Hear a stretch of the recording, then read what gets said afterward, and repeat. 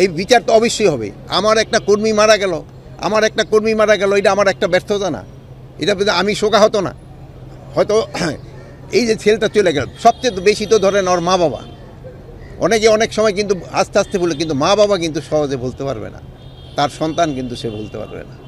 আপনারা তো সবাই জানেন যে আজ শেষ রাত্রি মোহাম্মদ সোহানুজ্জামান নয়ন আমাদের ফায়ার ফাইটার অ্যাক্সিডেন্টে ইন্তেকাল করেছেন। ইন্না লিল্লাহি ওয়া ইন্না ইলাইহি রাজিউন।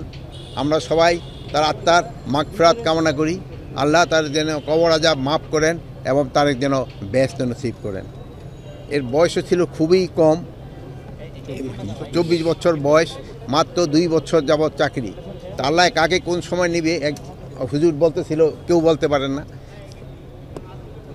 আর আমরা জানি আল্লাহ তাকে শহীদের মর্যাদা দান করবেন। সে কর্তব্যরত অবস্থায় সে চলে গেছেন এবং তার মা বাবার যে কীরকম অবস্থা আপনারা সবাই বুঝতে পারতেছেন। তার একটা মাত্র ছেলে ছিল আর একটা মেয়ে, একটা এই আবার এই হলো ছিল সবচেয়ে ছোট। এই ছিল সিলেটে তার পোস্টিং ছিল, কিছুদিন আগে সে ঢাকা পোস্টিং হয়ে আসছে। তাকে আনা হয়েছিল, কিন্তু সে খুবই ভালো ফাইটার ছিল, এই জন্য তারই কিন্তু স্পেশাল টিমের জন্য আনা হয়েছিল।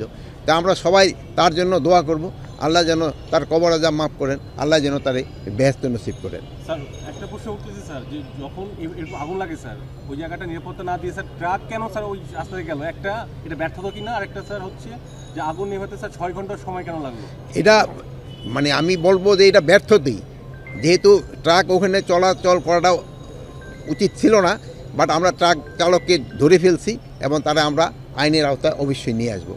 আর একটা জিনিস হলো যে আগুনের নিবারণে কোনটা কতক্ষণ লাগবে এটা তো আমরা এইভাবে বলতে পারবো না, আগুনের উপরে নির্ভর করে এবং এই যে ফায়ার ফাইটার যে গাড়িগুলি যাওয়া এগুলির উপরে অনেক সময় নির্ভর করে, পানির সরবরাহের উপরে নির্ভর করে, প্লাস অনেক সময় অনেক ধরনের থাকে, প্রতিবন্ধকতা থাকে, ওইগুলির উপর নির্ভর করে। বাট এরা কিন্তু সর্বাত্মক চেষ্টা করছে এবং 19টা ফায়ার ইউনিট কিন্তু একসাথে কাজ করছে। কাজ করার পরে এটা কিন্তু কন্ট্রোলের ভিতরে আনছে। সূত্রপাতটা কীভাবে হয়েছে, আমরা একটা হাই পাওয়ার তদন্ত কমিটি করে দিছি। এই তদন্ত কমিটি খুব তাড়াতাড়ি রিপোর্টটা দিলে আপনারা জানতে পারবেন এটা সূত্রপাত কীভাবে এবং কেন এই ভয়টা সংগঠিত হয়েছে। দুজন উপদেষ্টা, ছাত্র আন্দোলনের দুজন উপদেষ্টা মানে সদস্য, প্রথম সারির সদস্য, তারা দুজন পোস্ট দিয়েছেন যে এটা হলো ফ্যাসিস্ট সরকারের কোনো ষড়যন্ত্র হতে পারে। আপনার কাছে কি এরকম কোনো কিছু মনে হয় কিনা? আমি ইনভেস্টিগেশনের আগে আমি কিছু বলতে পারবো না, যেহেতু আমরা এখান থেকে ক্যাবিনেট ডিভিশনের ইনভেস্টিগেশন টিম করে দিছে। ইনভেস্টিগেশনের পরে আমরা এটা আপনার বলতে পারবো। এইটার ভিতরে তো কেউ শিশুন তো 5টা পরে তো কেউ অবস্থা, এটা তো ঘটনাটা ঘটছে তো রাত সেই 1টার দিকে। ওই সময় তো ওই বিল্ডিংয়ে তো কেউ ছিল না। আপনারা জানেন ওইটা তো 3টা ফটো, 3টা ফটোকেই কিন্তু তালা দেওয়া ছিল। প্লাস প্রত্যেকটার যে প্রত্যেকটা ফ্লোরে যার যার মন্ত্রণালয় ওইটাও কিন্তু তালা দেওয়া থাকে, ওইগুলোও কিন্তু তালা দেওয়া ছিল। এটার ভিতরে কিন্তু একটা ফটো ভেঙে কিন্তু ফায়ার ফাইটাররা ভিতরে ঢুকছে। প্রাথমিকভাবে আমরা ধরেন ওই হয় কি প্রাথমিক ক্লু আমি আপনারা একটা বললাম, পরে দেখা যায় ওইটা প্রমাণিত হল। এই জন্য আমার তরফ থেকে প্রমাণিত হওয়ার পরেও আমার মনে হয় বলাটা ভালো, যেহেতু আমি যদি এখানে একটা বলি আপনার সাথে সাথে কিন্তু স্বরাষ্ট্র উদ্ধৃতি দেওয়া বলে ফেলবেন। কিন্তু আমি এই জন্য পুরাটা জানার পরে আমি বলবো। আর প্লাস এখানে ধরেন এক্সপার্ট ওপিনিয়নও দরকার হবে। এখানে কিন্তু আমরা এক্সপার্টও রাখছি, এখানে এক্সপার্ট ওপিনিয়নও দরকার হবে। আমরা তো ইন জেনারেল আমরা চোখে দেখতেছি, কিন্তু এক্সপার্ট ওপিনিয়নও দরকার হবে। অ্যাকচুয়াল কীভাবে ঘটলো এটা আমরা অবশ্যই আপনাদের জানাবো, আমরা অবশ্যই জানাই। আপনার গণমাধ্যম না পেলে আমরাও জানতে পারিনি, বলবেন যে আমিও তো জানতে পারিনি এখনও। আপনারা যদি জানেন তা আমরা বলতে পারেন, বাট আমি তো জানতে পারি নাই দেখি আপনারা বলতে পারতেছি না।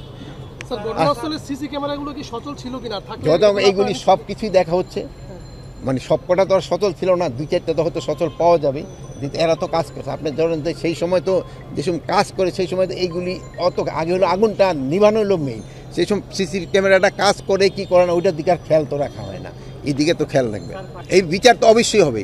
আমার একটা কর্মী মারা গেল, এটা আমার একটা ব্যর্থতা না? এটা আমি শোকাহত না? হয়তো এই যে ছেলেটা চলে গেল, সবচেয়ে বেশি তো ধরেন ওর মা বাবা। অনেকে অনেক সময় কিন্তু আস্তে আস্তে বলে, কিন্তু মা বাবা কিন্তু সহজে বলতে পারবে না, তার সন্তান কিন্তু সে বলতে পারবে না। আমরা আপনারা দেশে আমরা হয়তো একসময় ভুলে যাব, কিন্তু তার সন্তান কিন্তু বলতে পারবে না।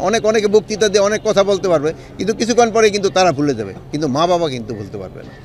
এবং তার মা বাবা যেন ভালোভাবেই থাকতে পারে, ওইটার জন্য আমাদের যত দেখার দরকার আমরা অবশ্যই দেখব।